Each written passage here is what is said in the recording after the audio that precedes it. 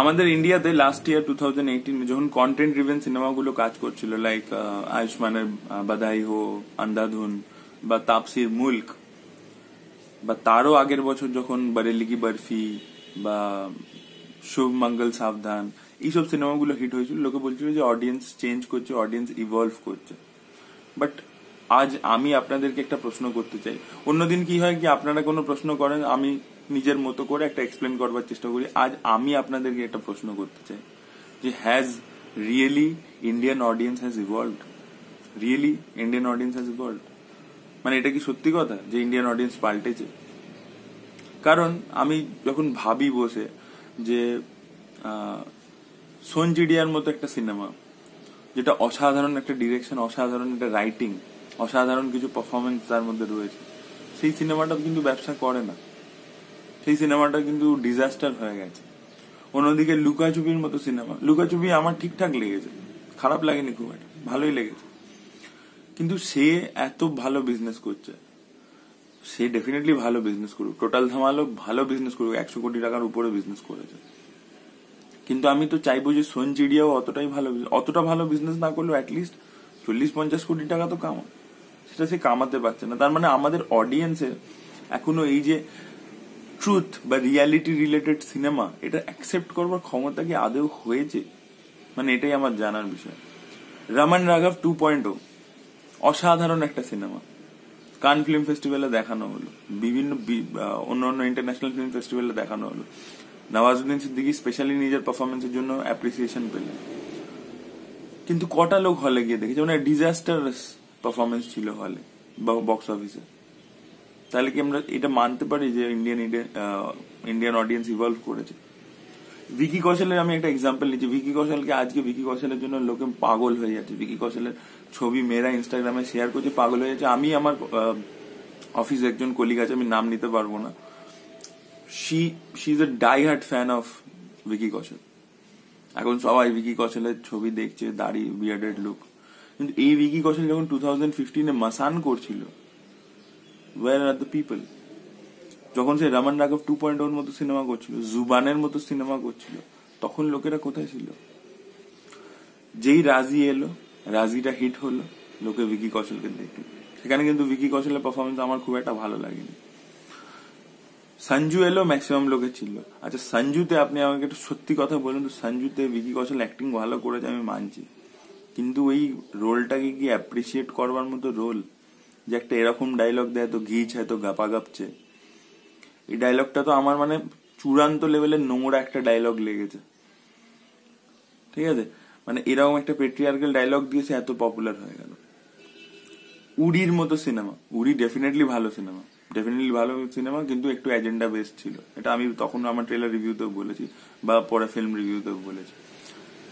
আচ্ছা, উড়িতে যেই বডি ফডি বানালো, খালি গায়ে ছবি ফটোশুট করলো, ব্যাস সবাইকার হার্ট থ্রো হয়ে গেল। কিন্তু আজকে যারা এই ভিকি কৌশলের ফ্যান, তাদেরকে যখন আমি জিজ্ঞেস করি, আমি আমার সার্কেলের মধ্যে যত লোককে জিজ্ঞেস করি, আচ্ছা মাসান দেখেছিলে? মাসান কিছু লোকে দেখেছে, কারণ ভিকি সিনেমা, কিছু লোকে তাও দেখেছে। বাট রমন রাঘব 2.0 বা জুবান নোবডি হ্যাজ সিন। তো তাহলে আমরা কি দেখছি? আসলে কি আমরা অভিনেতাটাকে অ্যানালিসিস করছি, নাকি আমরা জাস্ট যে সিনেমাটা হিট করে সেই হাইপটাকে ফলো করি? আমরা কোন জিনিসটাকে ফলো করি? আমরা ভালো ট্যালেন্ট, ভালো গল্প, ভালো স্ক্রিপ্টকে ফলো করি, নাকি আমরা জাস্ট হাইপটাকে ফলো করি? আমি বুঝতে পারি না এটা। এই রাজকুমার রাওকে আজকে লোকে এত প্রশংসা করছে, রাজকুমার রাও দারুণ অভিনেতা। রাজকুমার রাও যখন শাহিদ করছিল, যখন গ্যাংস অফ ওয়াসেপুর করছিল, তখন এই অডিয়েন্স কোথায় ছিল? বা তারপরেও যে সিনেমাগুলো করেছে, সিটি লাইটস এর সময় কোথায় ছিল? রাজকুমারের ওই সব সিনেমাতে পারফরমেন্স অনেক বেটার। ওমেরটাতে যখন বানিয়েছে তখন লোকে কোথায় ছিল? ওমেরটা তো 2017-18 রিলিজ করেছে, তখন অডিয়েন্স কোথায় ছিল? তো has really Indian audience evolve? নাকি আমরা মানে এই বাধাইও দেখে আমার যা মনে হয়েছে, বাধাইও 100 crores এর উপর বিজনেস করেছে, that was a very good film, কিন্তু আমার মনে হয়েছে এখনো আমাদেরকে না ওই এন্টারটেনমেন্টটা দিতেই হবে থালায় সাজিয়ে। মানে যদি আমি একটা ভালো রান্নাও করি, ভালো রান্নার উপর গার্নিশটা এত ভালো, আরো বেশি ভালো করে করতে হবে, কারণ আমাদের অডিয়েন্স মানে ভাত ডাল এইসব জিনিস খেতে পারে না, তাকে খুব সুন্দর করে মানে ভাত ডালই দাও কিন্তু উপরে প্রচুর গার্নিশ করো, অনেক বেশি জিনিসটাকে লাইট করে বানাও যাতে দেখতে খুব সুন্দর লাগে, কালারফুল বানাও। সঞ্চিরিয়ার মতো সিনেমা কেন কাজ করলো না? আমি খালি একা ভালো রিভিউ দিয়েছি বলে বলছি না, আমি এরকম কোন লোককে আমি দেখিনি যারা সঞ্চিরিয়াকে 3 স্টার 4 স্টারের নিচে দেয়নি, মানে প্রত্যেকে দিয়েছে। কি দুর্দান্ত সিনেমা, প্রতিটা ফ্রেম দেখলে মনে হচ্ছে যে আরে কি বানিয়েছে, সেই সিনেমার লোকে দেখছে না।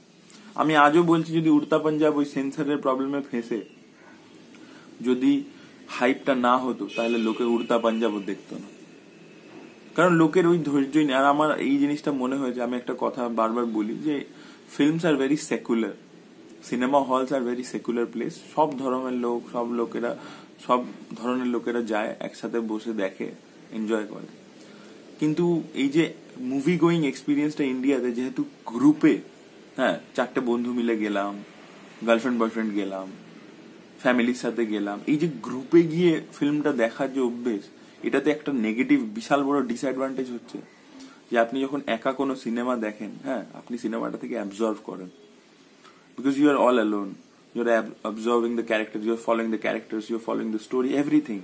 And যখন you are in a group, you are a bit distracted from the content, you are focusing on each other.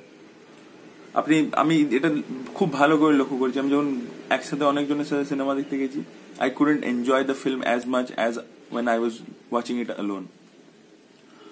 এবার ফিল্মের যে ইম্প্যাক্ট, ফিল্মের যে মেকার যে বানিয়েছে তার ইম্প্যাক্টটা আপনার উপর তখনই পড়বে যখন আপনি ফিল্মটাকে এক্স্যাক্টলি ফলো করবেন।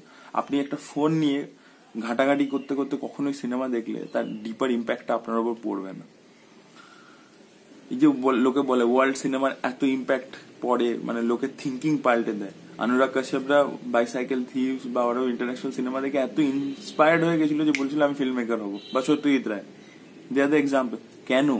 Because they were watching in that festival, they were watching the film alone. They have told in their interviews. তো আমাদের এখানে যেহেতু এটা গ্রুপ গোয়িং এক্সপিরিয়েন্স, তাই জন্য সবসময় না এই জিনিসটা হয়, আমরা ভালো সিনেমাকে দেখি না। আর আরো একটা জিনিস হচ্ছে, আমি দেখি প্রচুর ছেলেমেয়েরা বিশাল বড় বড় ইন্টারন্যাশনাল, মানে আমার বয়সী বা আমার থেকে যারা একটু সিনিয়র বা জুনিয়র, যারা কলেজে, তারা প্রচুর ইন্টারন্যাশনাল ফিল্ম দেখে, অ্যাটলিস্ট পোস্ট তো তাই দেয় ফেসবুকে। বাট এই অডিয়েন্স তাহলে কি ওটিটি প্ল্যাটফর্মে দেখে সবকিছু? মানে they wait for the film to come to the OTT platform. আমি কোয়েশ্চেন মার্ক দিচ্ছি, আমি জানি না এরা কোথায়। যখন এই সঞ্চিরিয়ার মতো সিনেমা আসে তখন তারা কোথায়, ওয়্যার আর দে? যারা এত ভালো ভালো ফিল্মের কথা বলে তারা এই ফিল্মগুলোকে সাপোর্ট করে না কেন? এই জিনিসটা আমার ঠিক মানে মাথায় আসে না। মানে আমি এই কোয়েশ্চেনটা বারবার নিজেকে করি বা আমার মাথায় আসে যে সত্যি কি অডিয়েন্স চেঞ্জ হচ্ছে, নাকি আমরা একটা হাইপকে ফলো করছি, আমরা কন্টেন্টকে ফলো করছি না আদেও। We are just following a hype, we are following a word of mouth. What we are following actually? আমি ট্রেলার দেখার সঙ্গে সঙ্গে আমি মনে মনে আমার বিচার করি যে আচ্ছা এই ফিল্মটা আমি দেখবো কি দেখবো না। এবার যদি সিরিয়াসলি অডিয়েন্স চেঞ্জ হয়ে থাকে তাহলে সে সঞ্চিরিয়া ট্রেলার দেখে কি করে মানে ইভলভ, মানে তার মাথায় এটা খেলো না যে this is a good film? এটা কেন মনে হলো না? এটা আমি আপনাদের কাছে জানতে চাই। If you have a explanation please write it on the comment section, please. Thank you so much.